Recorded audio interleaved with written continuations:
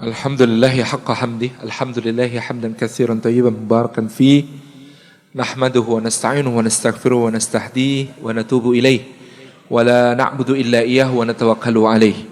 Allahumma fassalli wa sallim wa barik ala sayyidina wa habibina wa syafi'ina wa maulana Muhammadin wa ala alihi wa ala ashabihi wa dhurriyyatihi wa man tabi'ahum bi ihsanin ila yaumin hadza wa ba'di. Assalamualaikum warahmatullahi wabarakatuh. Hadratul Afadil, para asatid, para ustadzat yang berkenan hadir bersama-sama dengan kita pada sore yang indah ini di masjid yang kita cintai ini, Masjid Marwah. Saya tanya tadi mana sofanya, sebelah sana ada. Berarti di sini bisa sa'i. Wabil khusus guru kita semua Ustadz Faiz Jafar Baraja, jazakumullah ana khairan atas perkenanannya untuk kami bisa bersama-sama dengan Bapak Ibu sekalian di masjid yang indah ini. Mudah-mudahan setiap langkah yang kita tempuh menuju ke tempat ini, tiap tapaknya menjadi pemudah jalan kita semua menuju ke surga. Kita ini menempuh jalan ilmu, maka man salaka tariqan yaltamisu fiha ilman, sahhalallahu lahu bihi tariqan ilal jannah. Siapa yang menempuh jalan untuk bisa meraih ilmu, maka Allah mudahkan baginya, dengan sebab tempuhannya itu dimudahkan jalannya menuju ke surga. Maka Bapak Ibu kalau berkunjung ke Ngayogyakarta Hadiningrat, monggo sempat ke Masjid Gede Kauman, di tempat di mana dulu para kiai pengulu mengajarkan agama, itu di belakangnya ada ukiran salak. Kenapa ukiran salak? Untuk selalu mengingatkan hadis man salaka tariqan. Jadi kenapa buahnya buah salak? Sama kalau penjenengan masuk ke Masjid Gede itu sejak pagar langkannya Masjid Gede itu pasti ukirannya waluh. Waluh itu buah labu Jawa. Waluh kenapa waluh? Karena yang membentengi kita dari kemurkaan Allah dan api neraka adalah tauhid. Tauhid itu adalah sebuah surah yang bunyinya Qul huwallahu ahad. Orang Jawa baca wallah agak susah sehingga kemudian menjadi waluh. Ketika kita masuk ke halaman masjid, maka berjajar-jajar ada pohon sawo. Kok sawonya jejer-jejer? Kenapa? Karena ini perintah dawuh untuk sawu sufu fakum. Luruskan saf-saf kalian. Karena innallaha yuhibbul ladzina yuqatiluna fi sabilihi saffa ka'annahum bunyanun marsus. Allah cinta orang yang berperang di jalannya seperti pasukan yang berbaris-baris seakan mereka itu bangunan yang kokoh. Maka sawu, kita kalau masuk ke serambinya, di serambi Masjid Gede Kauman Jogja itu, ukiran paling luar itu bentuknya buah nanas. Karena masjidlah tempat kita berlindung dari musuh hakiki manusia, yaitu syaitan. Maka nanas, Qul a'udzu birabbin nas, malikin nas, ilahin nas, dan seterusnya. Kalau kita lihat kemudian di atapnya Masjid Gede itu ada ukiran tanaman yang saling bertaut satu sama lain. Sulur-sulur seperti ini disebut sebagai lunglungan. Lunglungan itu artinya tulung-tulungan. Wa ta'awanu 'alal birri wat taqwa. Jadi masjid itu tempat saling tolong-menolong di dalam kebajikan dan ketakwaan. Kalau kita lihat pintu masuk ke ruang utama masjid, itu pas di depan di mana para qadhi dulu mengadakan mahkamah pengadilan Surambi.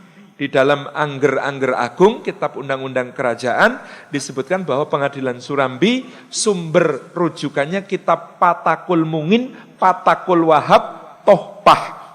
Kita sekarang bisa tahu itu Fathul Mu'in, Fathul Wahab, dan Tufah. Jadi di situ di belakangnya ada ukiran bentuknya wajik. Saya dulu bertanya kepada Romo Tirun, KRT Jatiningrat, kenapa kok wajik? Wah itu kayaknya ada ayatnya tapi saya lupa ya mas. Wajik itu pokoknya hubungannya dengan pengadilan di akhirat.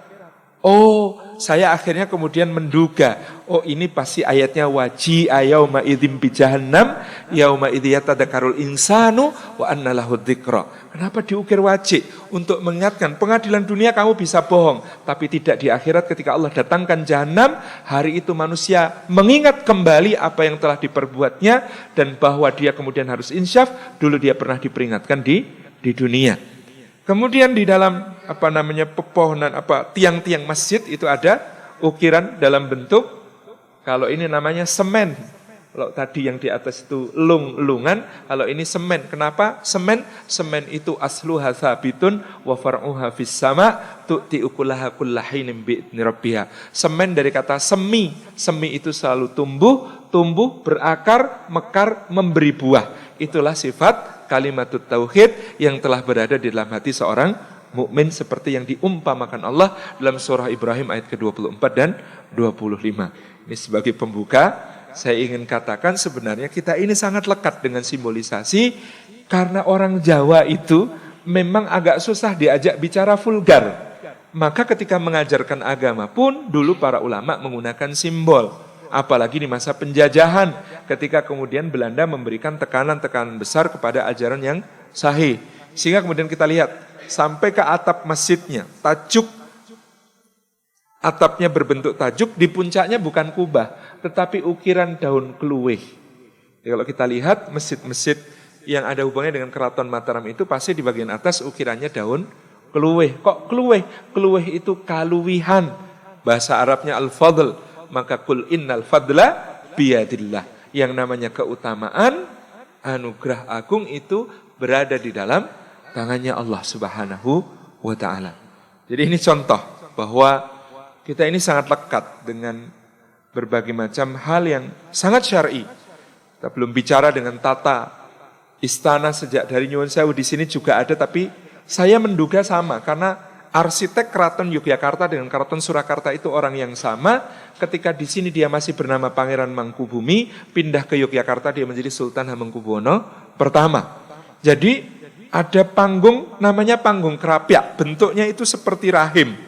Beliau bentuk seperti rahim, di situ biasanya pelihara hewan berupa rusa. Lalu nanti Sultan biasanya memanah dari atas. Itu simbol konsepsi.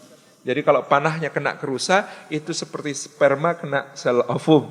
Jadilah konsepsi di situ, maka di dalam rahim itu kemudian ada desa namanya Mijil. Mijil itu artinya lahir, disitulah kelahiran manusia. Sesudah dari panggung Krapyak, kalau di Jogja, kalau berjalan ke arah utara, kita menuju ke Plengkung Nirboyo. Gerbang keraton yang di sebelah selatan namanya Plengkung Nirboyo. Karena kampungnya namanya Gading, sini juga ada ya. Namanya, maka kemudian sering disebut sebagai Plengkung Gading. Itu jalannya itu, yang kanan pohon asem, yang kiri pohon tanjung. Selalu begitu. Kok asem karo tanjung? Karena membesarkan anak itu dalam tradisi Islam itu harus banyak mesem dan banyak menyanjung. Makanya pohonnya pohon asem dan pohon tanjung, harus banyak mesem, banyak nyanjung. Karena bayi itu sengsem, bayi itu bayi yang banyak memberikan pesona kepada kita. Kita jalan masuk ke dalam keraton, pertama ketemu dengan alun-alun selatan. Di alun-alun selatan itu sebelum masuk ada pohon seperti pohon asem tapi warna daunnya lebih muda, maka disebut sebagai pohon sinom. Inilah tanda masa kemudaan, posisinya di alun-alun. Pohon sinom ini menendangi masuk alun-alun itu jalannya 5, yang 2 halus, yang 3 kasar. Inilah panca indera. Kenapa yang 2 halus, yang 2 ini akan yang terbanyak dimintai pertanggungjawaban oleh Allah. Inna sam'a wal basara, yaitu pendengaran dan penglihatan. Lalu di alun-alun ini ada 3 macam pohon dulu. Pakel, pelem, kueni. Ini jenis mangga-manggaan semuanya ya. Pakel itu mangga hutan, pelem itu pohon mangga yang biasa kita kenal, kueni itu sejenis mangga juga, bentuknya bulat, seratnya lebih kasar. Pakel, pelem, kueni ini menyimbolkan orang yang balik itu harus pakel. Pakel itu artinya akil, tidak boleh hanya balik tapi harus akil, harus mempergunakan akal. Dia sudah mulai mumayyiz, bisa membedakan yang benar dan yang salah. Pelem itu artinya gelem. Gelem itu artinya mau, maksudnya mau melaksanakan syariat. Syariat apa? Karena dia sudah mukallaf. Jadi mumayyiz lalu mukallaf, dia sudah terkena beban-beban syariat sehingga harus gelem melaksanakan syariat. Yang ketiga kueni. Kueni itu artinya wani, berani bertanggung jawab karena semua amal perbuatannya mulai saat itu sudah ditulis dan kelak akan dipertanggungjawabkan di akhirat. Makanya ada pakel, pelem, kueni. Konon kata kakek saya dulu jumlah pakelnya 61, pelemnya 63, kueninya 64. Jumlah apakah itu? 61 usia Rasulullah sallallahu alaihi wasallam secara Masehi, 63 usia beliau secara Hijri, 64 usia Nabi menurut petung tahun Jawa. Jadi 61, 63, 64. Naik kita akan ketemu Siti Hinggil. Di sebelah kanan dan kiri ada pohon. Yang kiri pohon soka, yang kanan pohon cempora. Soka menyimbolkan anak laki-laki yang sudah masuk ihtilam, mimpi basah. Cempora itu sudah haid anak perempuannya. Maka yang seperti itu harus sudah dipisah dengan Siti Hinggil, dengan tanah yang tinggi. Tidak boleh pohon soka sama cempora ditanam satu tempat, nggak boleh. Karena yang sudah balik nggak boleh ikhtilat, harus pisah. Gitu ya. Ini harus pisah. Ini soka, ini cempora. Pemisahnya apa? Siti itu tanah. Tanah itu asal kejadian manusia. Hinggil itu artinya tinggi. Maka dia adalah manusia yang memiliki akhlak yang tinggi. Jadi harus ada guru yang mulai mengajar dengan pengajaran yang baik. Dan guru itu harus memiliki akhlak yang mulia. Dan salah satu tanda akhlak mulianya adalah bisa memisahkan laki-laki dan perempuan ini dalam alamnya masing-masing dan diajari dengan akhlak dan adabnya masing-masing. Sebentar, ini kalau diteruske sak dino ora rampung tekan tugu gitu ya. Tapi ini saya ingin menunjukkan kepada panjenengan semua betapa kemudian yang namanya Jawa itu asli pakai sod. Awalnya dibangun kebudayaannya, simbol-simbolnya oleh para santri. Jadi saya mencatat setidaknya ada 3 sosok yang selalu akan saya tulis. Ini sedang proses, mohon doanya dari Nasi Mataram ini. Kesantriannya Masya Allah. 1 Pangeran Diponegoro, yang kedua kakek buyutnya namanya Pangeran Mangkubumi, yang ketiga kakek buyutnya Pangeran Mangkubumi namanya Sultan Agung. Ini 3 sosok yang selalu menjadi referensi tentang bagaimana menjadi seorang muslim yang saleh dengan kemudian menerjemahkan keislamannya dalam simbol-simbol untuk pengajaran kepada rakyat. Nah, kenapa kemudian misalnya Sunan Kalijaga mewariskan sebuah pakaian yang kemudian didesain ulang oleh Sultan Agung menjadi disebut sebagai libasut taqwa, baju takwa.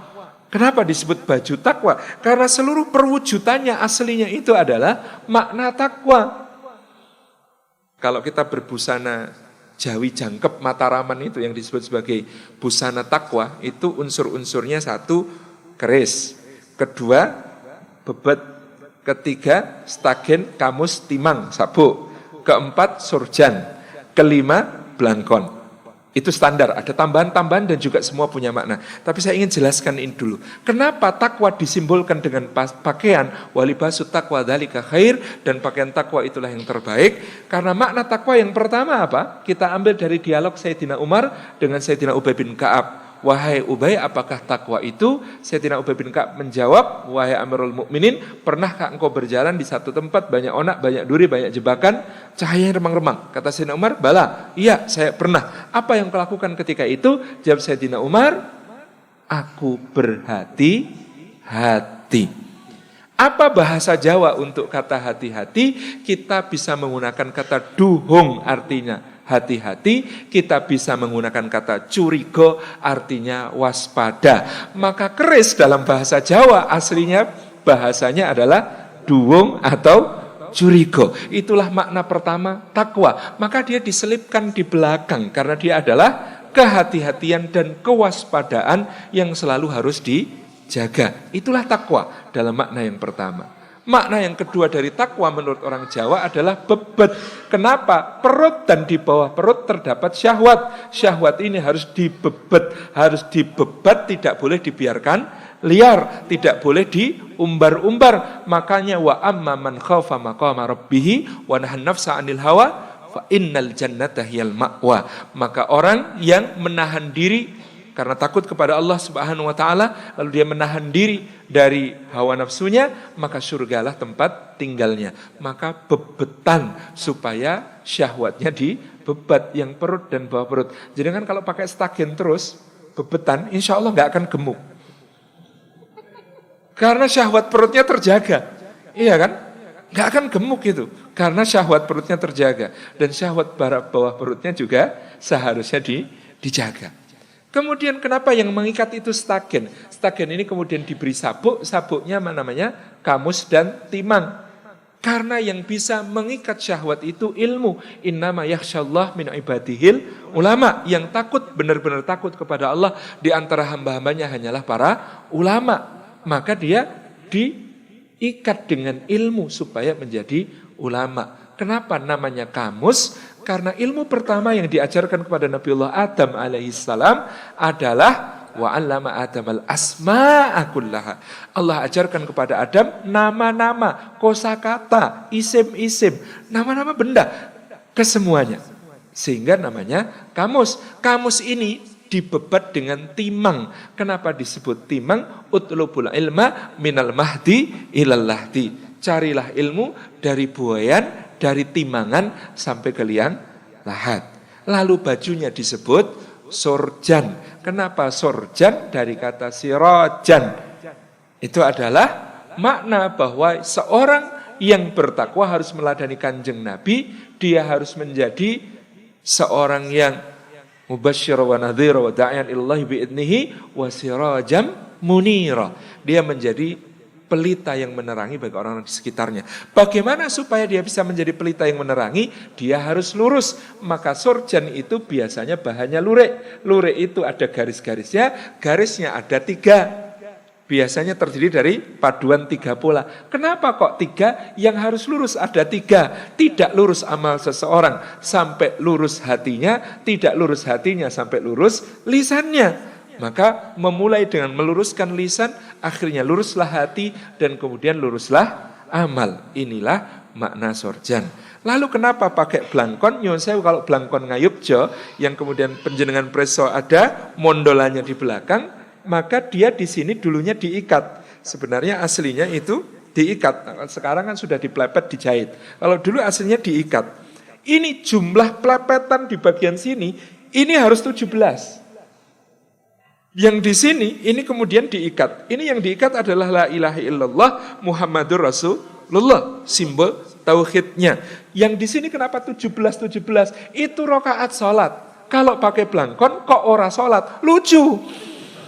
Karena ini sudah mengingatkan 17 rakaat yang seharusnya ditunaikan. Tadi nyuwun sewu yang namanya sorjan, kancingnya di sini pasti 3 dan 3. Kenapa? 6 ini rukun iman. Rukun iman itu harus mengikat kita di sini. Al-aqd, i'tiqad, akidah.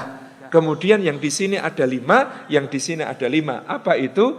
Rukun Islam. Rukun Islam kok di tangan? Karena dia diamalkan. Jadi dia diamalkan, maka diletakkan di tangan. Kancingnya 5, kancingnya 5. Di blangkon ada mondolannya. Mondolan itu kata teman saya sambil agak bercanda, mungkin maksudnya mindolah. Jadi payung pengayoman bagi orang-orang yang ada di sekitarnya. Kemudian nanti pakai samir. Samir ini kayak sebuah ikatan di leher, kemudian disambung ke sini. Kenapa samir? Ini wujud tanggung jawab yang mananya takwa itu artinya kelak akan dimintai pertanggungjawaban. Karena apa? Makin bagus ini samirnya, ini nyekeknya makin mudah gitu. Jadi ini kayak hiasan, tapi sebenarnya adalah tanggung jawab pada Allah. Itu pakaian. Belum nanti penjenengan bicara tentang makanan. Makanan kesukaan Ngarso dalam Sultan Agung itu apa? Sebenarnya nasi Arab. Jadi jangan salah, beliau itu favoritnya nasi Arab. Tetapi karena di Jawa, gitu ya, kadang-kadang agak susah menemukan bumbu-bumbunya. Beliau bikin satu variasi nasi Arab untuk beliau yang kemudian bisa dinikmati bersama. Nasi ini dinamakan nasi wudhu. Kenapa kok nasi wudhu? Kalau masak harus berwudhu dulu. Kenapa kok namanya nasi wudhu? Karena nasinya ini harus dipususi, dibersihkan, disucikan dulu, kemudian dicampur dengan yang suci itu warnanya putih, namanya santan. Jadi nasinya ini wudhu. Kalau nasinya wudhu, habis wudhu ngapain? Sholat. Siapa yang sholat? Dipilihlah ayam dimasak utuh, namanya ingkung. Ingkung itu ayam dimasak utuh, dalam posisi dia diikat seperti orang yang sedang sujud. Makanya lauknya nasi wudhu adalah ayam yang ingkung, supaya ingkung eling nyekungkung. Nyekungkung itu sujud tapi sekaligus juga eling zikrul maut, besok bakale mati. Kemudian untuk pelengkapnya itu lauknya kesukaan beliau sambal gepleng. Sambal gepleng itu dari apa? Kedelai ditumbuk bersama cabai, bawang, garam. Sambal gepleng ini kenapa kok namanya gepleng? Itu sregep geleng-geleng.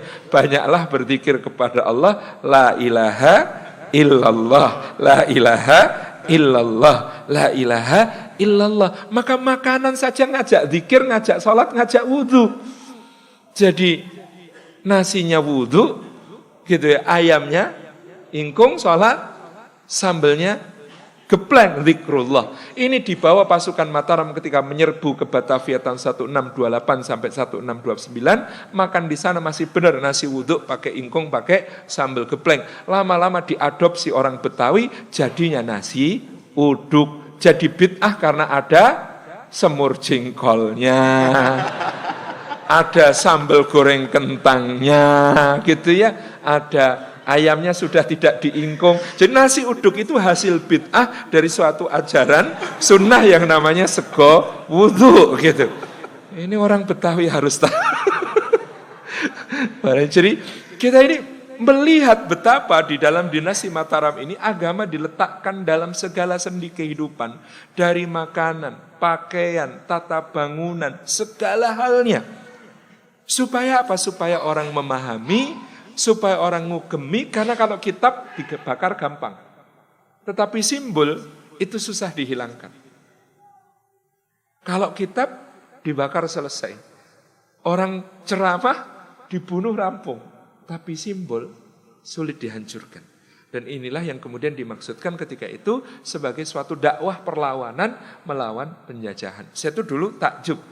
Kenapa di desa saya itu kalau mau masak ayam itu nggak boleh nyembelih sendiri.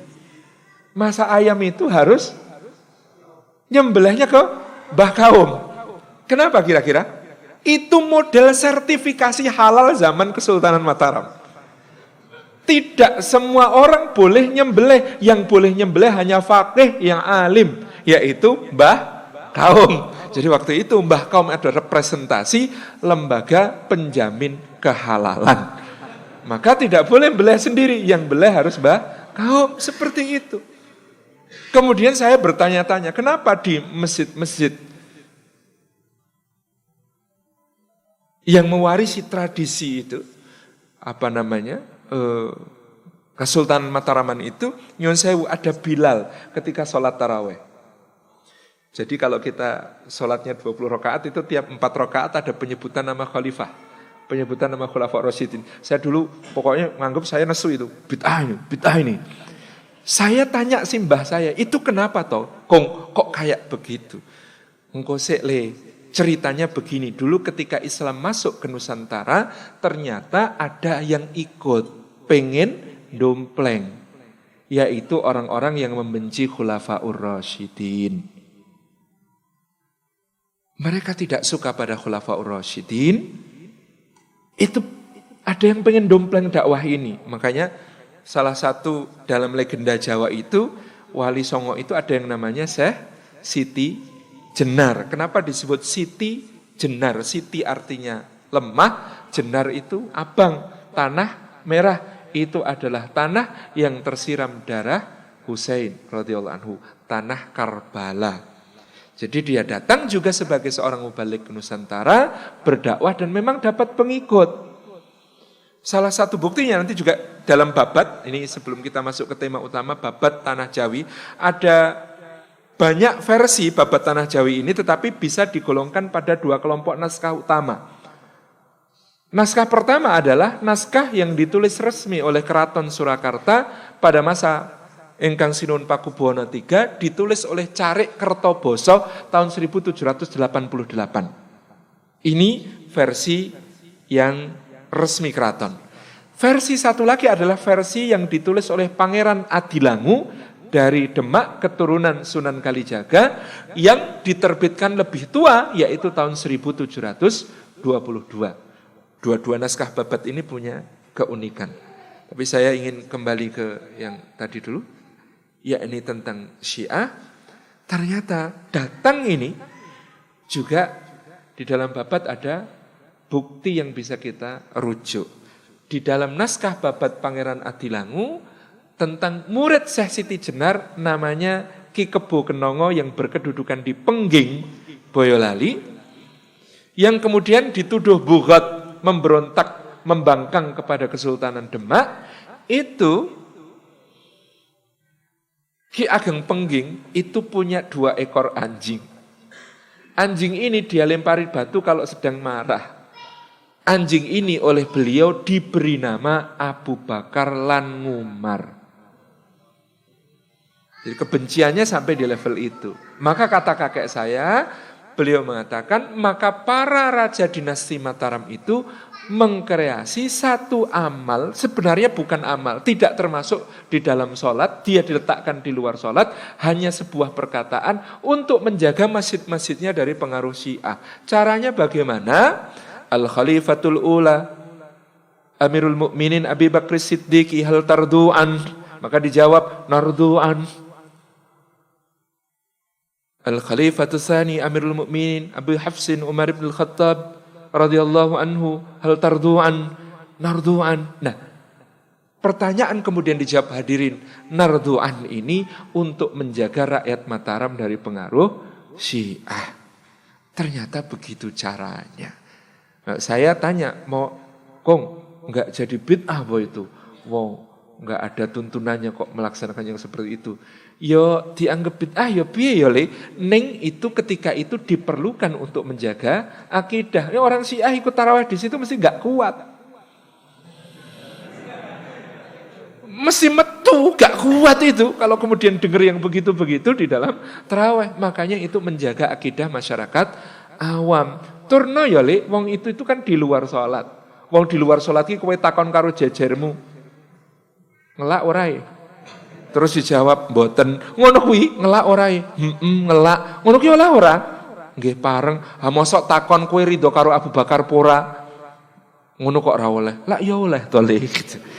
Jadi ini bahasa kakek saya ketika menjelaskan bahwa yang seperti ini dulu dipakai untuk menjaga akidah. Masya Allah, kalau itu benar, memang demikian keadaannya, betapa luar biasanya bagaimana para ulama ini kemudian menjaga kita semua, masyarakat awam, dari pengaruh-pengaruh yang berbahaya.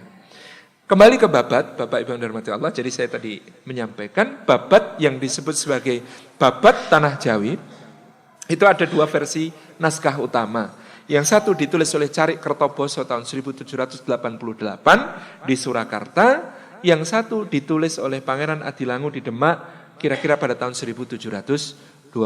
Ini versi yang lebih tua. Dan versi yang lebih tua ini menarik karena versi Pangeran Adilangu mencatat berbagai macam hal yang terkait dengan masa pemerintahan Raja-Raja Mataram sejak Panembahan Senopati, Panembahan Sedokrapia, Sultan Agung, sampai kemudian masa pemerintahan Amangkurat IV atau Amangkurat Jawi yang sedang bertahta pada saat itu di Kartasura.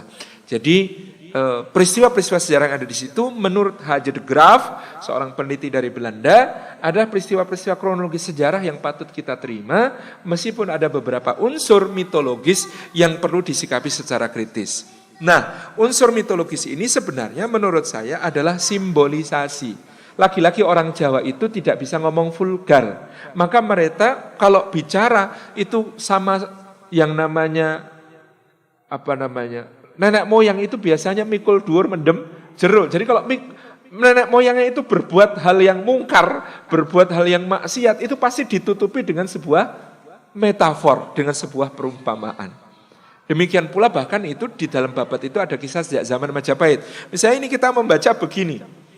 Patih Udara yang kemudian bertahta sebagai Brawijaya VII di Majapahit yang telah mengkudeta Girindrawardana, sementara Girindrawardana mengkudeta ayahanda Raden Patah yang bernama Brawijaya V, itu memutuskan untuk menyerbu ke Giri Kedaton, tempat kedudukan Kangjeng Sunan kiri. Ketika pasukan Majapahit beribu-ribu orang ini menyerbu ke Giri Kedaton, Sunan Giri sedang menulis dengan penanya, dengan kalamnya. Maka Sunan Giri kemudian melihat pasukan penyerbu itu, beliau lemparkan penanya ke udara, pena itu kemudian berubah menjadi keris. Keris ini namanya Kanjeng Kiai Kolomunyeng. Kanjeng Kiai Kolomunyeng ini kemudian mengobrak-abrik pasukan Majapahit sampai hancur. Kira-kira penjenengan percaya kalau penanya Sunan Giri dilempar kemudian berubah jadi keris, kemudian terbang menghancurkan pasukan? Apa metafornya? Kalam itu kan pena. Bisa juga maknanya kalam, maka disebut kalam munyeng. Kalam itu ucapan atau pena, munyeng itu bikin pusing. Maka apa maksudnya babat? Maksudnya babat inilah kekuatan intelektualitas dan keulamaan Sunan Giri yang luar biasa. Beliau dengan ucapan dan tulisannya bikin pasukan Majapahit yang menyerbu ini pusing sendiri. Karena ucapan Sunan Giri yang sangat luar biasa di dalam berakitasi, di dalam beliau ini menyampaikan argumentasi-argumentasi. Jadi dugaannya adalah ketika itu Sunan Giri berpidato, pidato beliau adalah, kalian ini pasukan Majapahit. Iya. Kenapa kalian mengabdi kepada pemberontak? Lu siapa pemberontaknya? Girindrawardana itu pemberontak, Udara juga pemberontak. Kenapa kalian tidak berpihak kepada pewaris sah Majapahit? Loh, pewaris sah Majapahit siapa? Tentu putranya Brawijaya V. Siapa putranya Brawijaya V? Raden Patah di Demak.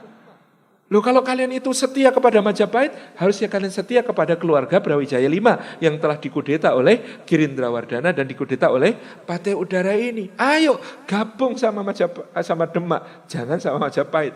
Kan pusing. Akhirnya kemudian mereka bunuh-bunuhan, berperang sendiri di antara mereka. Maka kemudian di dalam babat ditulis sebagai keris Kanjeng Kiai Kolomunyeng. Maka kalau ada dukun sekarang dodolan keris Kiai Kolomunyeng, ora diong gitu kan. Karena ini harus dibaca secara simbolis gitu. Jadi bukan ada keris namanya Kiai Kolomunyeng, enggak. Tapi ucapan Kanjeng Sunan Giri yang sangat luar biasa di dalam memecah kesatuan pasukan penyerbu dari Majapahit ke Gresik pada waktu itu. Contoh lain, kenapa di dalam babat diceritakan yang namanya Kanjeng Ratu Kalinyamat itu bertapa telanjang. Di film kok digambarkan bertapa telanjang tenanan nih. Padahal dia seorang putri yang salihah dari seorang raja yang soleh. Masa bertapa telanjang? Enggak mungkin. Babat menulis begitu maknanya apa? Maknanya adalah beliau itu berjihad fisabilillah, mempergunakan seluruh hartanya habis-habisan sampai seakan-akan seperti telanjang. Maka data sejarah mengatakan tahun 1544 dan 1572 Ratu Kalinyamat mengirimkan armada berkekuatan masing-masing 150 kapal menyerbu ke Malaka untuk mengusir Portugis. Sampai-sampai saking ketakutannya Portugis pada Ratu Kalinyamat, beliau digelari sebagai Mawar Laut Utara. Jadi beliau berjihad, coba bayangkan penjenengan, ngirim 2 ekspedisi masing-masing berkekuatan 150 kapal. Entek piro itu? Beli 1 kapal saja berapa? Berapa miliar zaman sekarang kan?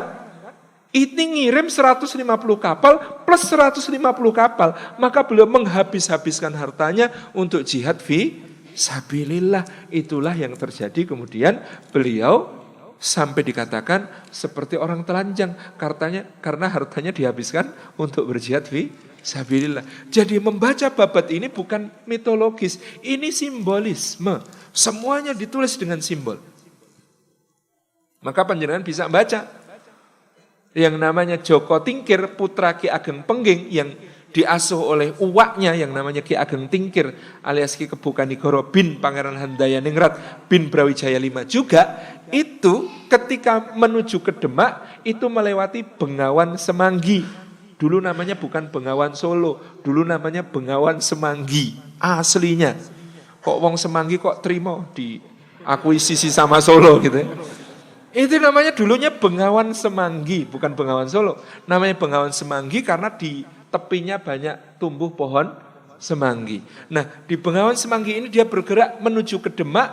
Naik apa? Naik getek, naik rakit. Rakitnya didorong sama apa? 40 buaya, aku guyu ngekek itu dirayakan setiap tahun dengan cara seperti itu. Karena itu simbol apa yang hendak dikatakan Babat, yang namanya Joko Tingkir masuk ke Demak dengan dukungan 40 preman. Kalau dulu 40 buaya, kalau sekarang 9 naga. Gitu. Nah, dulu didukung 40 preman supaya dia bisa meniti karir ke Demak. Apa yang dia lakukan di Demak? Dia memasukkan tanah ke mulut seekor kerbau. Kerbonya ngamuk di alun-alun di depan Sultan Trenggono, Raja Demak. Kemudian dia yang mengalahkan kerbau itu. Lalu karena itu dia diangkat jadi menantu. Kira-kira apa itu yang beliau lakukan? Ya, bayar orang buat memberontak, lalu beliau yang ngalahin pemberontaknya. Jadi saking penulis Babat ini pengen mikul dhuwur mendem jero karena ini termasuk leluhur. Nah, Sultan Pajang nantinya yo gak ditulis ngono toh. Tulis saja kebune dipakani lemah gitu ya. Terus kemudian dibikin kekacauan di alun-alun Demak gitu. Nah, ini kita memahami Babat itu seperti ini. Jadi Babat ini ditulis dalam rangka apa? Bapak-bapak, ibu-ibu yang dirahmati Allah, menulis sejarah tetapi tidak ingin gitu ya. Tidak ingin mengungkap aib nenek moyang. Inginnya tetap menjaga apa-apa yang ada pada nenek moyang supaya tidak menjadi satu hal buruk yang diperbincangkan, maka dia menggunakan simbolisme. Itulah cara gitu ya para sastrawan Mataram dalam menulis sejarah. Nah, Babat Tanah Jawi ini yang versi Kertoboso itu luar biasa karena membentang sejak diciptakannya surga dan neraka, diciptakannya Adam dan Hawa. Itu diceritakan. Maka kemudian nanti ada silsilahnya. Silsilahnya rakyat Jawa itu nyambung sampai ke Nabi Sis bin Adam alaihi salam. Jadi Sis alaihi salam dikatakan di dalam Babat Tanah Jawi memiliki 2 putra, Sayyid Anwas dan Sayyid Anwar. Sayyid Anwas itu memperanakkan nabi-nabi. Gitu ya, maka kemudian nanti ada Nuh turun ke bawah sampai Ibrahim sampai kemudian ke Nabi Muhammad dan Nabi Isa di cabang yang lain. Itu keturunan Sayyid Anwas kata Babat. Nos ya, kalau di Bible Nos, makanya di dalam Babat disebut Sayyid Anwas. Nah, Sayyid Anwar itu nurunaken dewa-dewa Jawi. Sayyid Anwar peputra Sang Hyang Wenang peputra Sang Hyang Tunggal peputra telu. Ismoyo, Antogo, Manikmoyo. Ismoyo jadi Semar, Antogo jadi Togog, Manikmoyo jadi Betoro Guru. Betoro Guru punya anak, Betoro Siwah. Dewa Siwah itu kalau Jawa versinya anaknya Betoro Guru. Itu kan kalau bagi orang Hindu bid'ah gitu. Kemudian ini yang menurunkan berbagai macam raja-raja di cerita Ramayana dan Mahabharata. Lalu kemudian menurunkan raja-raja Jawa. Itu jalurnya di situ. Menurut Babat Tanah Jawi iki lengarang yo pinter. Itu ya imajinasinya itu liar gitu. Nah, ada cerita yang menarik di Babat Tanah Jawi itu Bapak Ibu yang dirahmati Allah yang kemudian seolah-olah dinasti Mataram ini menyampaikan bahwa Jawa di masa lalu itu penghamba iblis.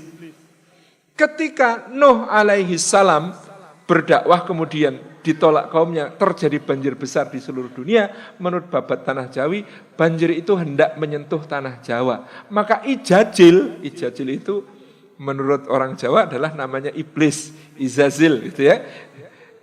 Ijajil kemudian menawarkan kepada raja-raja Jawa untuk merajut ke dalam perutnya supaya selamat dari banjirnya Nuh. Dengan perjanjian, maka raja-raja Jawa ini akan mengabdi kepada iblis.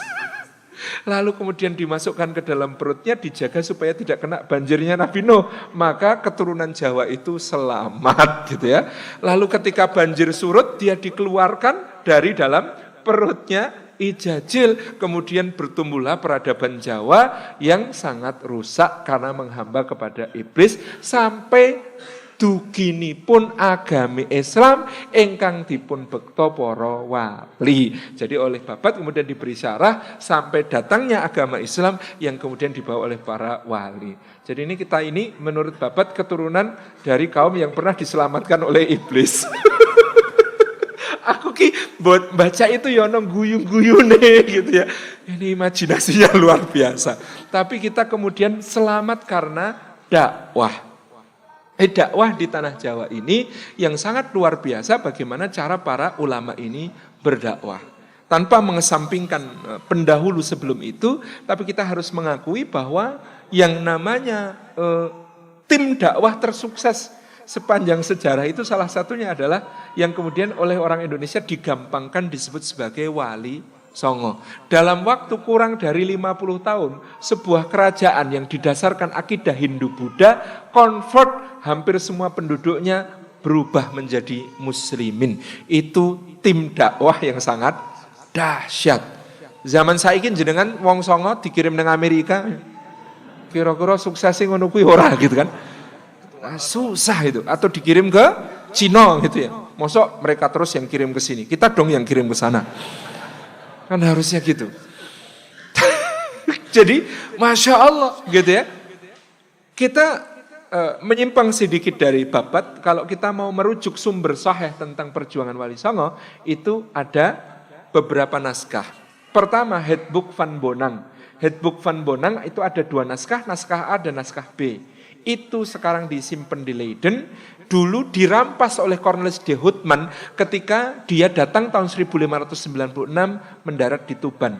2 naskah ini kemudian diperiksa oleh seorang sejarawan Indonesia namanya Dr. Wiji Saksono tahun 1964. Beliau menemukan naskah Handbook Van Bonang A dan B sangat menarik karena Handbook Van Bonang naskah A kemungkinan berisi notulensi pengajiannya Kanjeng Sunan Bonang di Tuban pada awal abad ke-16, sementara Handbook Van Bonang B ternyata berisi notulensi rapat para wali membahas penyebaran aliran sesat yang sudah ada di Indonesia. Itu. Jadi membahas yang benci sama sahabat itu sudah sejak abad ke-16 awal. Sudah akhir abad ke-15 itu sudah dibahas oleh para wali ini. Masya Allah. Kemudian naskah kedua adalah Keropak Ferrara. Keropak Ferrara itu ditemukan di Museum Ferrara Italia, berasal dari Gresik, ternyata adalah catatan notulensi pengajiannya Maulana Malik Ibrahim. Masya Allah. Sumber ketiga yang sangat menarik adalah Serat Wali Sono. Tulisannya, tulisan Jawa, Serat Wali Sana. Ini ternyata ditulis di zaman Sultan Agung di Mataram, mencatat kiprah para wali di dalam berdakwah. Nah, Serat Wali Sana ini menariknya di mana? Dia menyebut Wali Sono. Dalam bahasa Jawa, Sono itu artinya tempat. Wali artinya penguasa. Maka bukan Wali Songo, bukan wali berjumlah 9 orang, tetapi mereka adalah penguasa-penguasa wilayah-wilayah di Jawa ini dalam berdakwah. Seperti dulu kalau di masa Khulafaur Rasyidin, Wali Kufah, Wali Basrah, Wali Makkah, Wali Madinah, Wali Yaman, Wali Syam gitu ya. Ini karena menguasai wilayah tertentu. Tapi kemudian ada seorang sejarawan yang juga mengajukan pendapat, Wali Sono ini mungkin ada bahasa Arabnya juga, yaitu Wali As-Sana. Mereka adalah orang-orang yang mendapatkan pujian yang sangat tinggi, karena pada saat itu Maharani Suhita memberikan gelar Wong Agung kepada hampir semua para wali yang berkiprah di dalam dakwah. Jadi Maulana Malik Ibrahim itu orang mana? Azerbaijan. Menempuh pendidikan mana? Mesir. Dia tinggal di Mesir lama, kemudian dia bergaul dengan para petani felahin di Sungai Nil, kemudian dia datang ke Jawa untuk berdakwah. Masya Allah, mendarat di Gresik. Pada saat itu Majapahit masih mengalami ujung akhir perang yang disebut sebagai Perang Paregreg. Ini perang saudara yang berlangsung 30 tahun lamanya antara Wikramawardhana, suami seorang Ratu Majapahit, dengan kakak iparnya yang anak selir bernama Wirabumi yang berkedudukan di Blambangan. Anda bayangkan perang antara Mojokerto dan Blambangan ini gak rampung-rampung.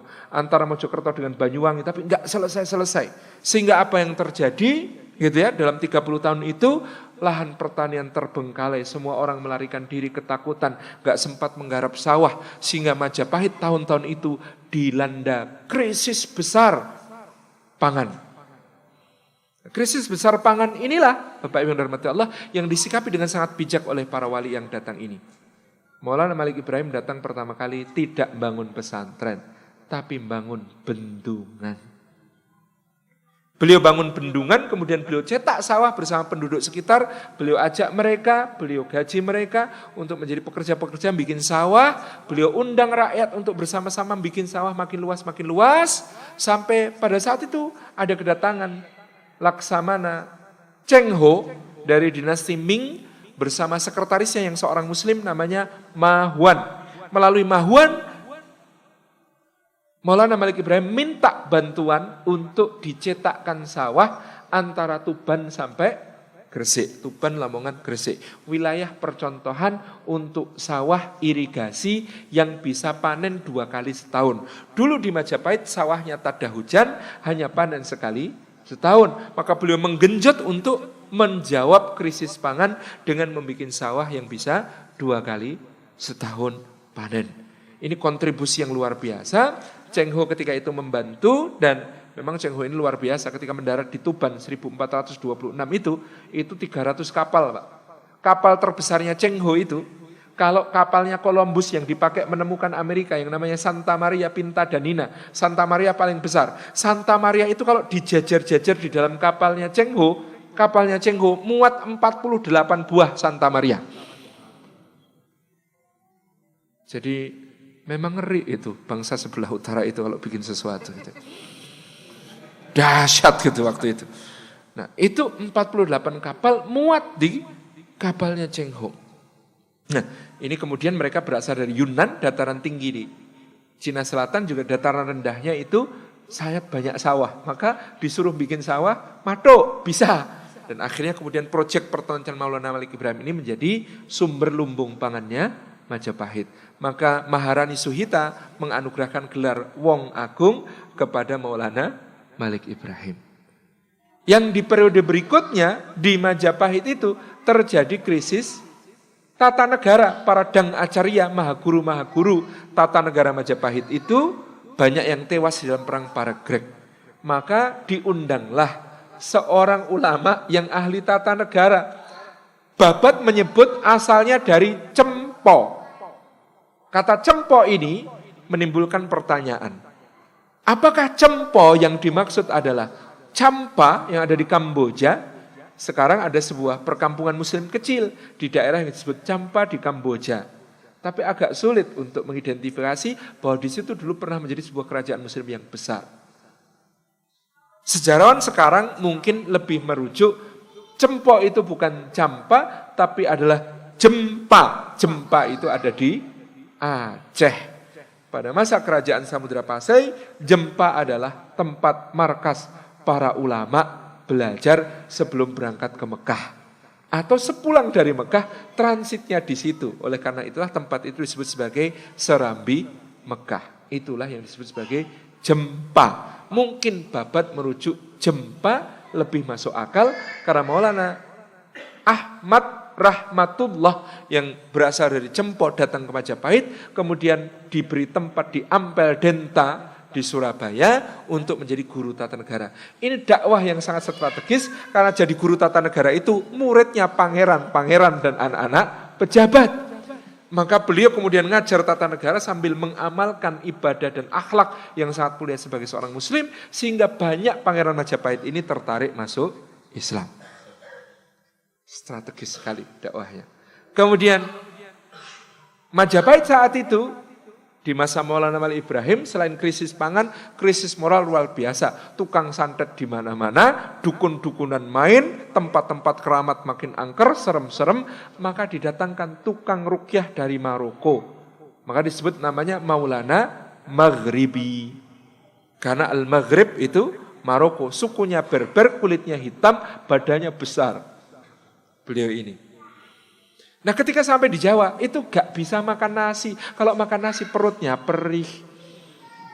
Wong Arab anyaran tekoan begitu gitu ya. Nggak makan nasi itu perutnya perih, gak bisa. Terus oleh Maulana Malik Ibrahim dibikinkan roti Arab, tapi karena gak ada gandum, anane tepung beras. Dibikinkanlah roti Arab dari tepung beras. Gitu ya. Nah, maka ini yang kemudian diberikan kepada beliau. Caranya biar diblok sih. Makanya ada ngeblok, dibikin adonannya sampai agak mengembang supaya gelem dadi rada kaya roti. gitu ya. Kemudian dibikinlah makanan ini untuk beliau. Inilah yang karena orang Jawa juga akrab dengan orang India, dengan bahasa Gujarati, kue ini disebut appam. Alias apem. Tapi apemnya bukan apem yang kecil-kecil yang sekarang dijual di pasar-pasar. Panjenengan coba kalau kemudian nanti mulut bulan Rabiul Awal, coba ke Keraton Yogyakarta ada ngapem. Ngapem ini atau bulan Syakban itu juga ada ngapem. Nah, apem ini bentuknya dimasak dengan, saya jenengan tahu cowek ya. Cowek ngerti ya? Cobek itu dipanggang di atasnya kemudian dibas. Jadi besarnya seperti hubes. Besarnya seperti hubes Arab. Memang besarnya segitu. Dan itulah yang dulu dimakan oleh Maulana Maghribi. Karena beliau kalau makan nasi perutnya perih. Kayaknya kalau di Klaten penjenengan ada apem yakowiyu, itu adalah kelanjutan dari tradisi makan roti Arab berbahan Jawa. Sebenarnya begitu. Dari situ. Maulana Maghribi ini nanti oleh Sunan Kalijaga diabadikan sebagai salah satu tokoh wayang di dalam pertunjukan film kartun pertama di dunia yang beliau bikin.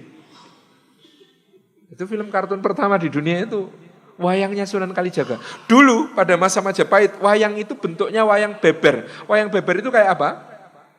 Adegannya digambar. Yang digambar adegannya dan gambarnya gambar natural. Wonge ya koyok wong.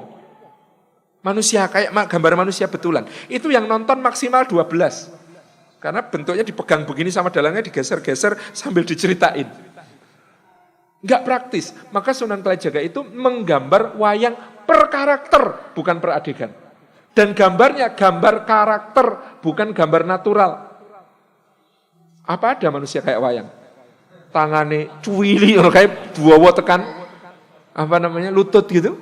Perutnya, enggak. Karena itu adalah gambar karakter. Maka panjenengan saksikan dalam wayang hiasan Sunan Kalijaga itu pasti yang namanya kesatria itu matanya kecil gitu. Kenapa? Godul basor. Pasti mulutnya jelirit kecil. Kenapa? Bisa jaga lisan, khifdul lisan. Kenapa kemudian perutnya kecil? Prihatin, banyak puasa. Itu tokoh baik pasti seperti itu kalau di wayang Kalijagan. Kalau tokoh buruk mesti mripate melolo, mata keranjang, tidak godul basar. Pasti mulutnya besar, tomak, tidak jaga lisan. Pasti perutnya besar, yaitu apa-apa gelem halal haram masuk semua.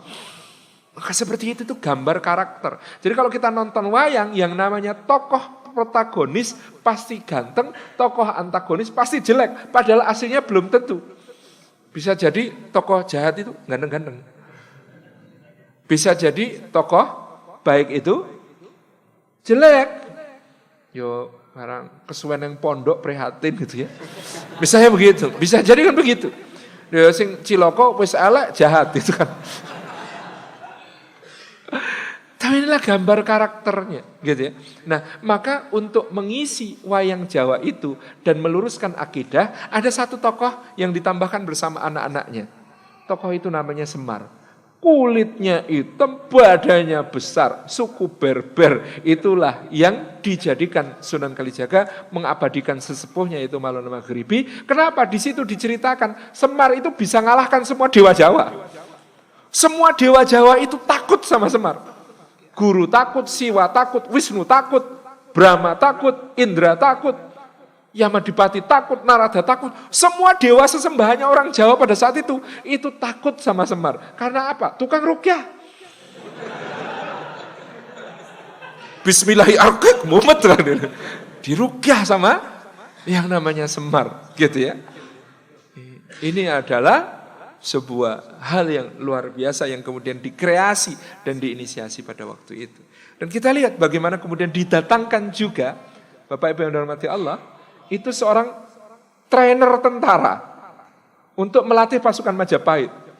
Dan jaringannya Maulana Ahmad Rahmatullah itu kemudian bekerja untuk mendatangkan pelatih terbaik. Siapa nama pelatih terbaik perang zaman itu? Ternyata sejak dulu yang pintar perang orang Palestina. Namanya Maulana Utsman Haji. Maulana Utsman Haji ini kemudian datang ke Majapahit bersama anaknya yang masih kecil, namanya Maulana Ja'far Shadiq. Nah, di Majapahit jadi pelatih tentara. Dan Masya Allah, ini kita bisa cross-checknya di mana? Di Sejarah Dalem Watu Renggong, sebuah naskah kitab yang ada di Kerajaan Gelgel di Kabupaten Karangasem di Bali sekarang. Kerajaan Gelgel ini dulu menguasai seluruh Bali. Dan pada saat itu Raja Bali di Gelgel itu seba ke Majapahit, datang ke Majapahit, ketika pulang dia dihadiahi 60 pasukan pengawal terbaik dari Majapahit. 60 pasukan pengawal terbaik dari Majapahit yang mengikuti Raja Gelgel pulang ke Karangasem ini, ya, Raja dinasti Kresna Kepakisan ini, di sana itu ya dikenal sebagai Nyama Selam. Nyama itu saudara, Selam itu Islam, saudara Muslim. Muslim pertama di Bali itu berasal dari tentara Majapahit, hasil didikannya Sunan Ngudung alias Maulana Usman Haji. Ketika dewasa, anaknya Maulana Usman Haji yang namanya Maulana Ja'far As-Shadiq kemudian pindah ke pantai utara Jawa, mendirikan dakwah di sebuah kota yang lalu dia namai dengan kota asal kelahirannya. Kota asal kelahirannya adalah Al-Quds, maka kemudian disebut sebagai Kudus. Karena di sana ada masjid yang sangat dicintainya, namanya Masjidil Aqsa. Penjenengan bisa lihat masjid di kota Kudus di Jawa, namanya Masjid Al-Aqsa Menara Kudus. Karena itu memang kangen Pak, kangen kampung halaman, maka kotanya dinamai dengan kotanya, masjidnya dinamai dengan nama masjidnya.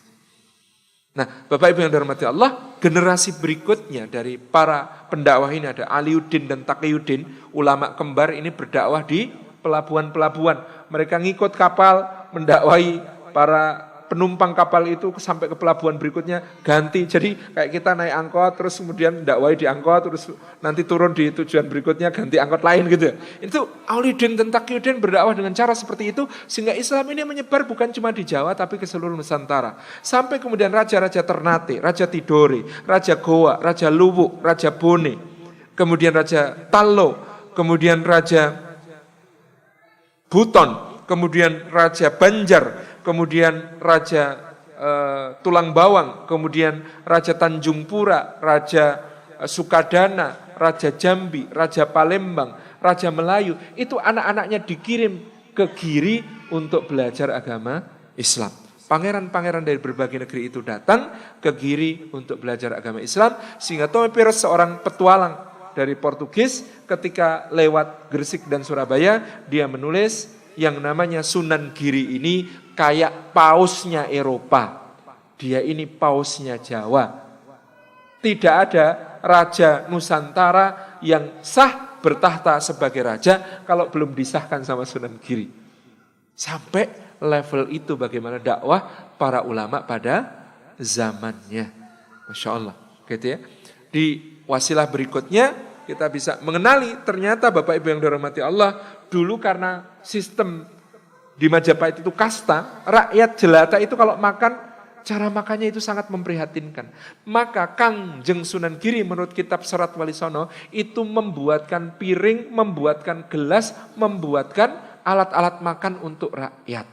Beliau itu inventor dari alat makan untuk rakyat. Kalau bangsawan Majapahit dulu makan pakai piring, pakai sendok, pakai gelas terbuat dari emas dan perak.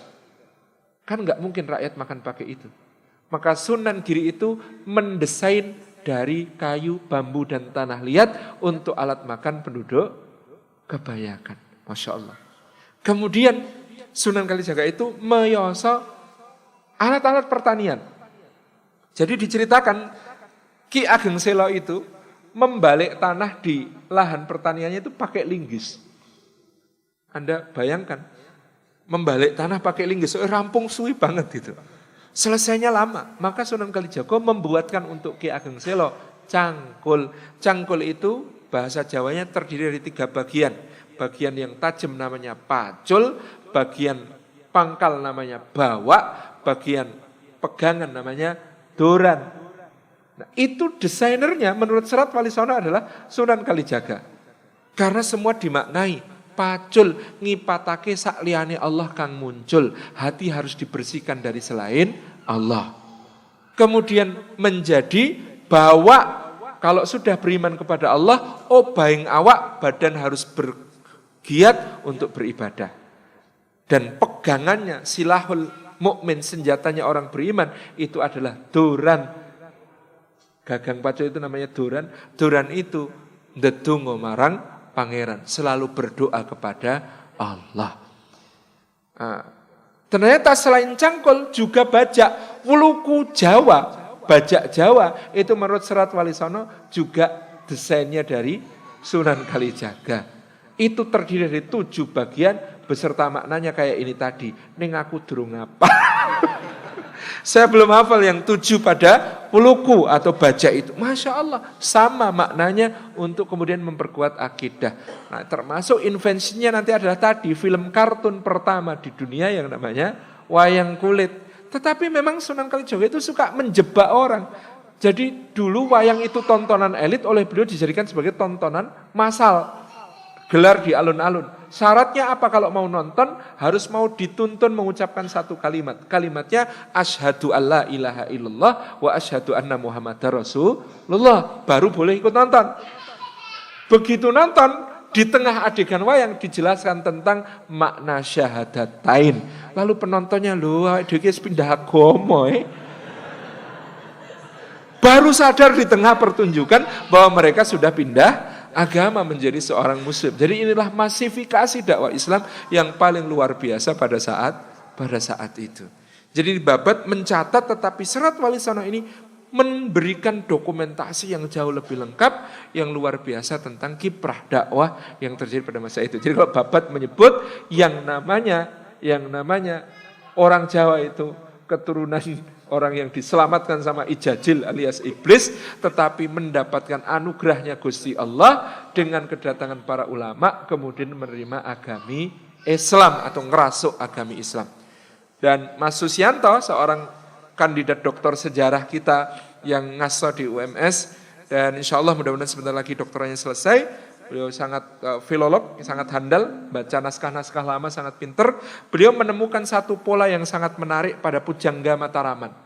Pujangga Mataraman itu punya ciri khas. Apa ciri khasnya Pujangga Jawa Mataraman?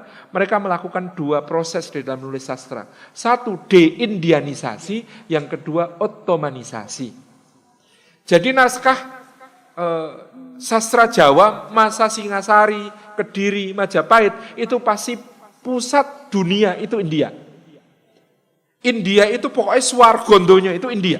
Semua yang baik berasal dari India. Itu naskah zaman Singasari, Majapahit, Kediri. Zaman Mataram beda. Apa ciri khasnya naskah sastra Jawa zaman Mataram? India dipinggirkan, tidak lagi jadi pemain utama, kadang-kadang bahkan dijadikan sebagai antagonis. Kemudian protagonisnya selalu pasangan, yaitu seorang Pangeran Jawa ditambah dukungan dari Sultan Ngerum. Siapa Sultan Ngerum? Tahu siapa Sultan Ngerum? Sultan Turki Utsmani. Kok bisa disebut Sultan Ngerum? Karena gelar lengkapnya begini. Misalnya saya ambil Murad IV. Murad IV itu raja sezaman Sultan Agung. Sultan Turki Utsmani sezaman Sultan Agung. Apa nama beliau? Malikul Bahrain, wa Haqqanul Bahrain, Wahadimul Haramain, Sultan Ghazi Khalifatullah Wadilluhu fil ardi Kaisar Irumi. Masya Allah, ngeri. Apa kalimatnya? Malikul Bahrain, Raja 2 benua. Wahakanul Bahrain, Han Agung 2 samudra. Wahadimul Haramain, pelayan 2 tanah suci. Sultan, seorang sultan. Ghazi, seorang panglima perang. Khalifatullah, khalifahnya Allah. Wadilluhu fil ardi, dan bayangannya di muka bumi. Ngeri banget. Apa terakhir? Kaisar Irumi. Dan gelar Kaisar Irumi ini dipakai sejak Muhammad Al-Fatih. Kaisar Irumi artinya Kaisar Romawi. Kenapa Sultan-Sultan Turki menyebut dirinya Kaisar Romawi? Karena mereka berhasil menaklukkan Konstantinopel, ibu kota Romawi Timur, Bizantium. Sehingga gelar Kaisar Urumi itu melekat pada Sultan-Sultan Turki Utsmani. Orang Jawa karena susah nyebut gelar yang panjang tadi, kemudian diringkas menjadi Sultan Ngerum. Jadi kalau ada naskah Jawa menyebut Sultan Ngerum, maksudnya adalah Sultan Turki Utsmani. Nah, naskah Jawa akan selalu mengandung pilihan kata Sultan Al-Gebah saking nagari Rum. Maulana Ali Samsuddin Maulana Ali Samsuzain, mufti saking negari Ngerum. Naskah-naskah Jawa Mataraman itu selalu punya pola itu.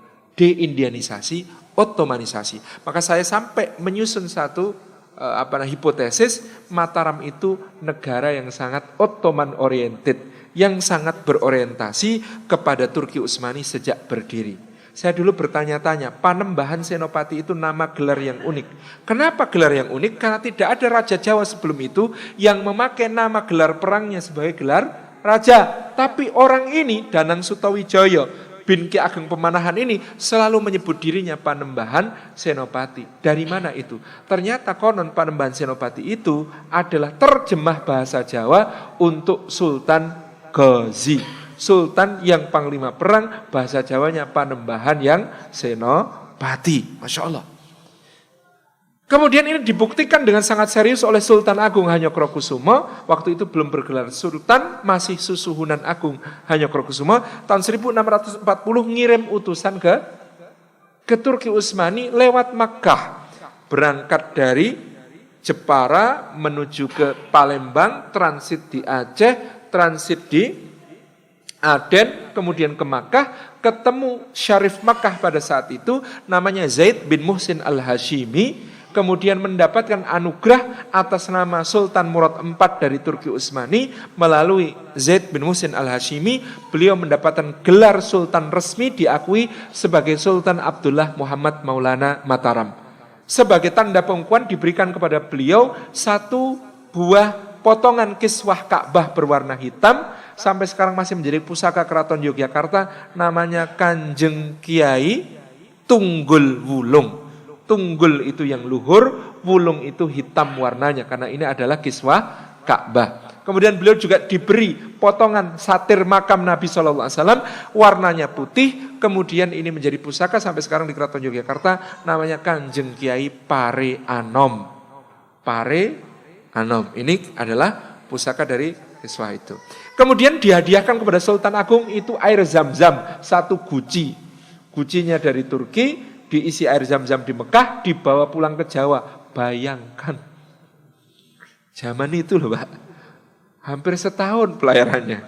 Itu dibawa ke Jawa, kemudian oleh Sultan Agung, air zam-zam ini diminum, dibagikan kepada para ulama dan para santri, kemudian gentongnya oleh beliau dipasang di makam beliau yang ada di Imogiri. Di situ masih ada tulisannya, Enceh Kiai Mendung saking Sultan Ngerum.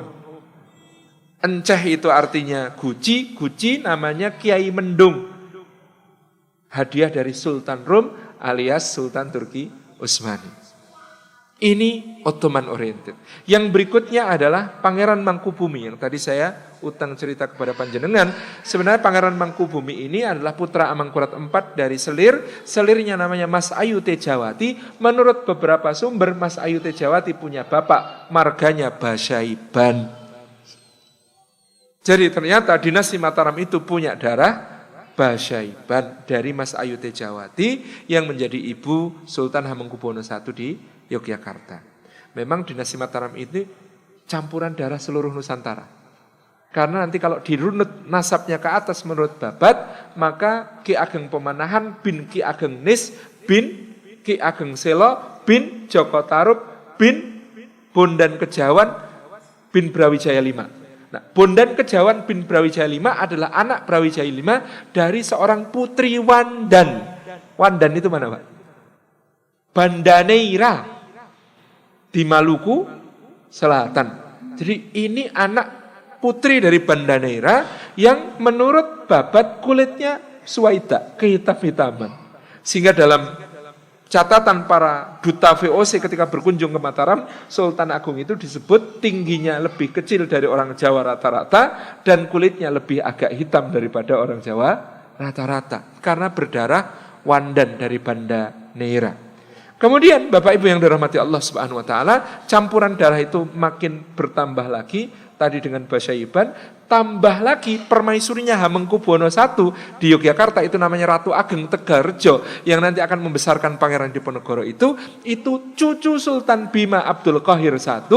Abdul Qahir I ini punya permaisuri putri dari Goa Tallo Maka Ratu Ageng Tegarrejo itu berdarah Gowatalo, Bugis Makassar, sekaligus berdarah Bima di Sumbawa, dan kemudian menjadi istri Sultan Hamengkubuwono I yang kemudian terkenal sebagai Ratu Ageng Tegarrejo. 9 tahun mendampingi jihad suaminya kemana-mana sampai melahirkan anaknya yang jadi Sultan Hamengkubuwono II pun lahirannya di Gunung Sindoro.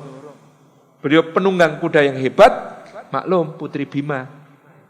Ya, naiknya kuda Sumbawa kan. Bisa minum susu kuda liar kan itu. Itu melahirkan di lereng Gunung Sindoro, Masya Allah.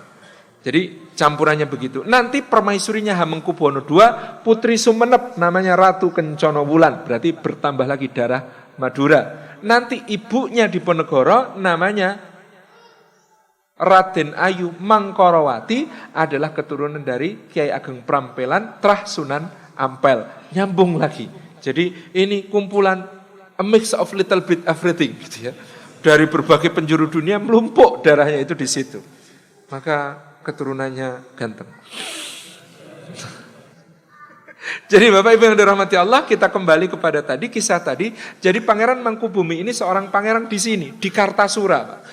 Kartasura. Beliau putra Amangkurat IV. Pada saat itu yang kemudian menjadi raja adalah kakaknya namanya Pakubuwono II. Sinuhun Pakubuwono II ini seorang yang dalam babat digambarkan seorang yang lemah hati, peragu, gampang bimbang. Nah, beliau pada tahun 1742 mendapatkan ujian berupa pemberontakan besar oleh orang-orang Cina yang disebut sebagai Geger Pecinan. Geger Pecinan ini gara-garanya apa? Gubernur Jenderal Adrian Falkenir di Batavia memutuskan membatasi jumlah orang Cina di Batavia. Yang saat itu sudah 120.000 orang, beliau tetapkan tidak boleh lebih 50.000 orang Cina tinggal di Batavia. Yang rusak, kokean, gitu kan. Maka sekitar 50.000 orang Cina memberontak di Batavia, kemudian bergerak di seluruh pantai utara, ke timur, ke arah Cirebon,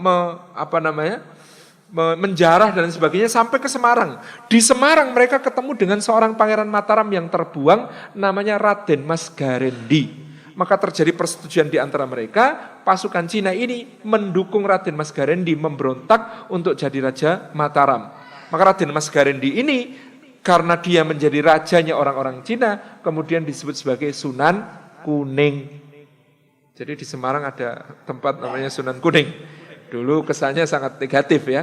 Tapi sejarahnya disitulah pengangkatan Raden Mas Garendi menjadi Raja Mataram oleh pasukan Cina. Maka dia disebut sebagai Sunan Kuning. Pasukan Cina ini kemudian menyerbu ke Kartosuro. Keraton Kartosuro diserbu pasukan ini, hancur. Tinggal tembok itu. Kalau penjaringan ke Kartosuro itu. Hancur diserbu pasukan Cina ini. Pangeran Mangkubumi menyelamatkan kakaknya Pakubuwono II, dibawa lari ke Ponorogo, ke Tegalsari menemui Kiai Ageng Kasan Besari I, kemudian dititipkan, saya titip kakak saya. Di situ malah dipek mantu sama Kiai Ageng Kasan Besari. Kemudian Pangeran Mangkubumi pulang mengajak keponakannya namanya Raden Mas Said, yang kemudian nanti menjadi Mangkunegoro I di Mangkunegaran ini, untuk berjihad melawan orang-orang Cina ini sampai berhasil mengusirnya. Begitu selesai, kemudian keraton Kartasura sudah hancur, terus bagaimana? Pangeran Mangkubumi berpikir keras, kita harus bikin keraton baru. Cari di mana? Cari tempat, disuruh beberapa orang untuk cari tempat. Akhirnya ketemu satu tempat di tepi Bengawan Semanggi, ada desa namanya Desa Solo. Bukan Solo, Solo. Maka di Desa Solo itulah yang sekarang menjadi Keraton Kasunanan Surakarta ini dibangun sebuah keraton baru dengan arsitek Pangeran Mangkubumi ini. Selesai keraton dibangun, maka dia jemput kakaknya ke Ponorogo untuk didudukkan kembali menjadi raja. Saking senengnya Pakubuwono II atas dharma bakti adiknya, dia berjanji, "Dek, nanti tak kasih ya, Dek." Kasih opo? Mau dikasih tanah yang disebut Sukowati. Mana itu tanah Sukowati? Sragen sampai Ngawi bagian utara. Itu yang disebut tanah Sukowati. Tanah tersubur di seluruh wilayah saat itu. Sampai sekarang lumbung padi nasional. Itu mau diserahkan ke Pangeran Mangkubumi oleh Pakubuwono II. Itu tahun 1742. Sampai 4 tahun kemudian, 1746, belum diberikan juga. Karena provokasi seseorang yang bernama Patih Pringgoloyo. Ada daerah namanya Pringgolayan enggak sih? Nah, kono kuwi ngene. Itu tempatnya kolaborator Belanda di situ. Patih Pringgoloyo ini kemudian memprovokasi Sunan untuk tidak memberi kepada adiknya. Pokok men jangan diberi. 1746 Gubernur Jenderal VOC namanya Baron van Imhoff datang ke Surakarta. Saat itu Patih Pringgoloyo dan Baron van Imhoff itu ngomong menyakiti Pangeran Mangkubumi, dibully habis di dalam Paseban. Dijelek-jelekkan. Apa ya orang nggak berjasa kok 4 tahun sabar-sabarnya nunggu balas jasanya. Lah jasanya aja nggak ada gitu. Jadi pokoknya provokasi sampai Baron van Imhoff akhirnya kemudian tahu maksudnya. Oh jadi ini Mangkubumi yang kamu sebut. Ini orang memang nggak punya malu, minta dibully habis. Pangeran Mangkubumi itu cuma senyum, nunduk senyum. Kakaknya yang keleceman, Pakubono II itu mau membelani Mangkubumi. Nggak berani, tapi hati kecilnya kasihan adikku dibully begini. Tengah malam, Pangeran Mangkubumi kemudian pamit kepada kakaknya. Saya mohon pamit. Loh, mau kemana, Dik? Apa saya punya pilihan selain melawan? Ya wis tak pengestoni, Dik. Kemudian diberikan tombak Kiai Ageng Pleret, pusaka utama Mataram, itu oleh Pakubono II diberikan kepada adiknya Pangeran Mangkubumi untuk memimpin perang. Maka perangnya berlangsung 9 tahun, 1746 sampai 1755 yang disebut sebagai Perang Palihan Nagari. Karena endingnya nanti diakhiri dengan pembagian kerajaan Mataram. Pada saat itu Pangeran Mangkubumi berperang, Masya Allah, beliau berhasil mengepung benteng VOC di Ungaran sampai Van Imhoff mati terkepung di sana. Kemudian beliau berhasil menewaskan seorang panglima Belanda namanya Mayor de Klerk di Sungai Bogowonto di dekat Purworejo.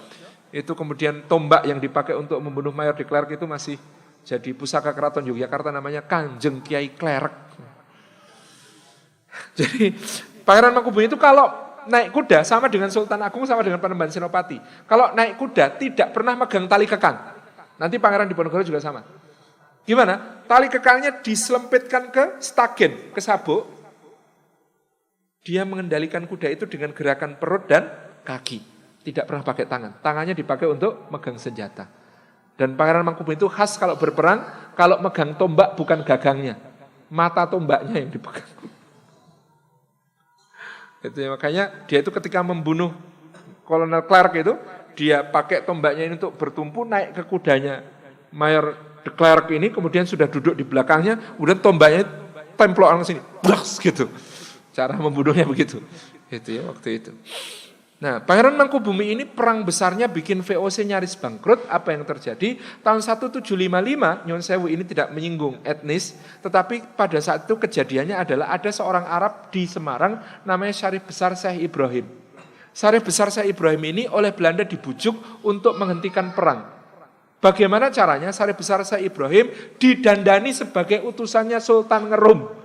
Didandani sebagai utusan Sultan Turki Utsmani, diminta menemui Pangeran Mangkubumi untuk menawarkan selesainya perang dengan imbalan beliau diberi gelar Sultan resmi dari Daulah Turki Utsmaniyah sebagai pemimpin Jawa, Muslimin Jawa, Amirul Mukminin di Jawa.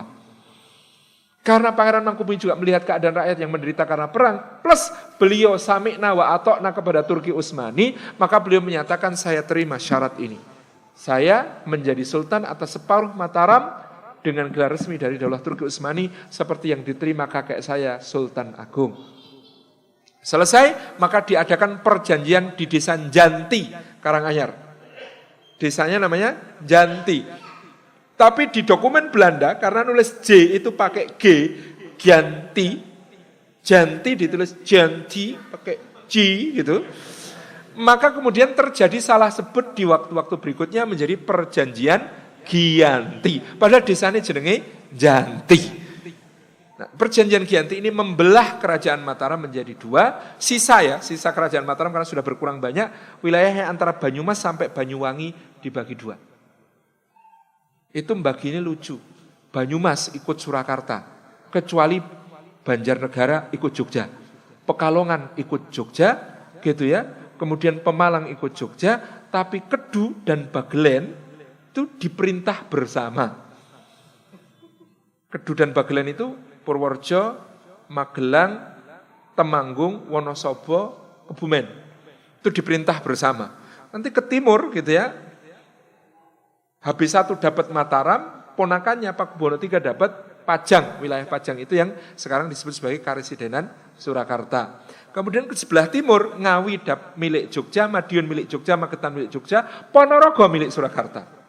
Ke selatan yang namanya Pacitan, itu separuh milik Jogja, separuh milik Surakarta, Trenggalek milik Surakarta, Tulungagung milik Jogja. Ke utara, Grobogan milik Jogja, Demak milik Jogja, tetapi ke timur sedikit, Lamongan itu milik Surakarta. Ke selatan, Mojokerto milik Jogja, Jombang milik Surakarta. Ke selatan lagi, Ngantang Malang milik Jogja, tapi kemudian tadi Kertosono ikut Jogja, tapi Kediri ikut Surakarta. Pusing nggak? Jadi itu dibagi kayak begitu.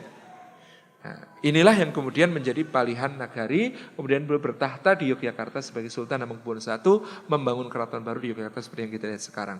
Tahun 1785, buyutnya lahir, dipangku sama beliau. Ini firasat seorang mukmin ya, menurut Babat disebutkan, beliau ketika itu mengatakan, buyutku ini besok akan memberi kerusakan kepada Belanda lebih besar dari yang aku lakukan. Buyut ini namanya Raden Mas Mustohar. Nanti ketika khitan ganti nama menjadi Raden Mas Ontowiryo. Ketika menikah ganti nama menjadi Bendoro Pangeran Haryo Diponegoro.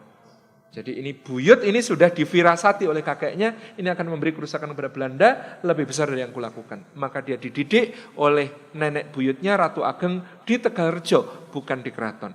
Dan di Tegalrejo terjadi kemakmuran yang luar biasa, bernaung di bawah rumah tangga Puri Tegalrejo itu 3.000 keluarga.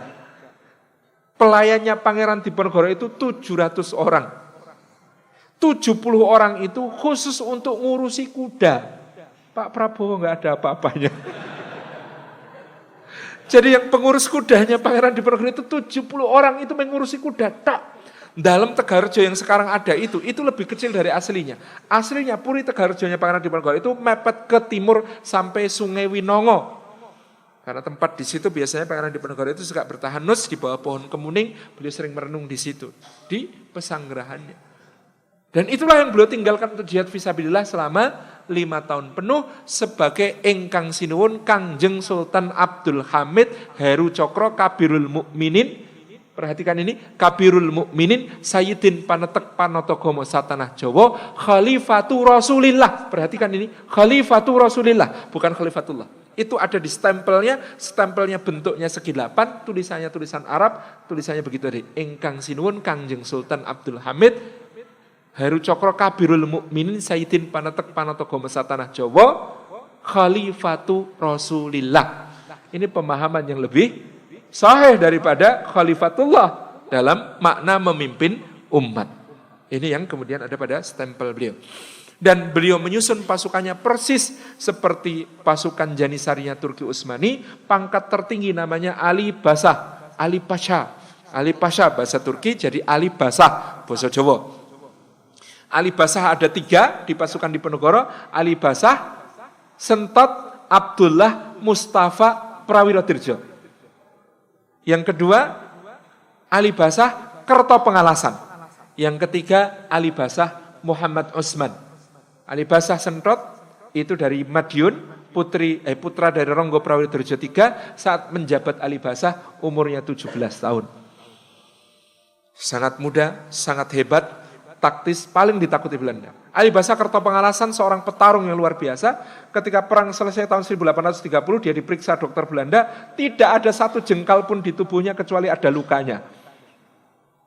Ali Basah Muhammad Utsman adalah keponakan Kiai Mojo, putra Kiai Kasan Besari, 2 dari Tegalsari, dan Masya Allah Ali Basah Muhammad Utsman ini ikut dibuang bersama Kiai Mojo ke Tondano.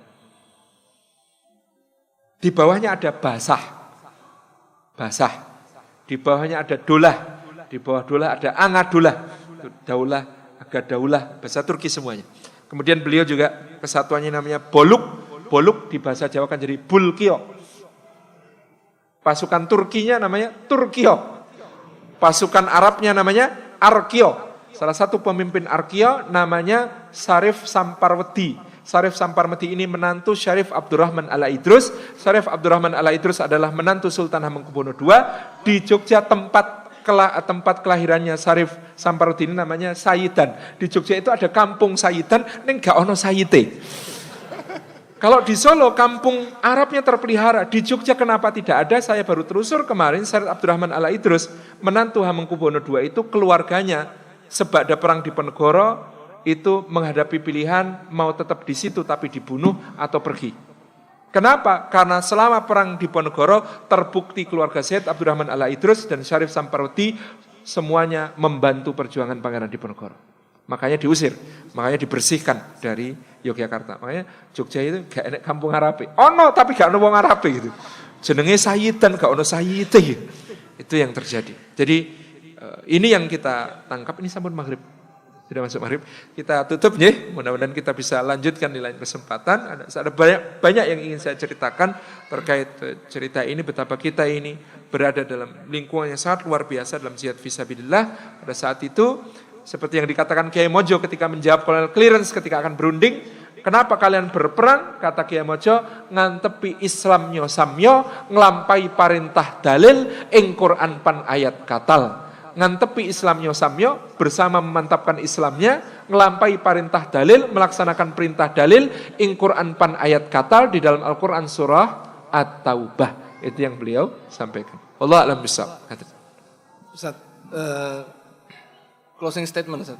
Jadi dari semua yang antum ceritakan, sebetulnya yang ingin antum sampaikan kepada masyarakat Jawa sekarang itu apa Ustaz? Ayo kembali menjadi 100% muslim, 100% memahami sejarah kita, dan kita berjuang bersama-sama untuk masa depan yang gemilang, yang masa lalu kita sebagiannya sudah dirusak. Tahun 1830 Pangeran Diponegoro ditangkap. Tercatat sejak penangkapan Pangeran Diponegoro itulah pembersihan anasir-anasir keislaman dari keraton dan masyarakat Jawa secara umum terjadi. Maka kita harus mulai kembali membawa dakwah ini kemanapun, kepada siapapun. Dan dinul Islam adalah ruhnya orang Jawa. Wallahu a'lam bishawab. Jazakumullah khair.